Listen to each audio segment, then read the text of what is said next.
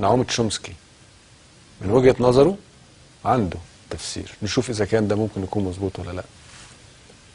Those who addressed the hundreds of people who gathered to celebrate FAIR was the world-renowned political dissident and linguist Noam Chomsky. This is some of what he had to say. The U.S. and its allies will do anything they can to prevent authentic democracy in the Arab world. The reason is very simple.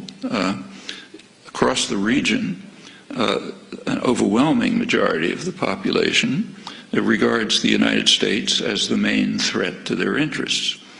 In fact, opposition to U.S. policy is so high that a considerable majority think the region would be more secure if Iran had nuclear weapons. In Egypt, the most important country, that's 80%. Similar figures elsewhere.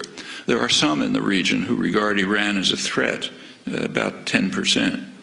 Well, plainly the U.S. and its allies are not going to want governments which are responsive to the will of the people. If that happens, not only will the U.S. not control the region, but it'll be thrown out. What about Egypt, most important country, but not a major center of oil production? Well, in Egypt and Tunisia and other countries of that category, there is a game plan which is employed routinely, so commonly it takes virtual genius not to perceive it. But when you have a favored dictator, for those of you who might think of going into the diplomatic service, you might as well learn it. When there's a favored dictator and he's getting into trouble, support him as long as possible, full support as long as possible. When it becomes impossible to support him, like say maybe the army turns against him, business class turns against him, then send him off somewhere, issue ringing declarations about your love of democracy, and then try to restore the old regime, maybe with new names.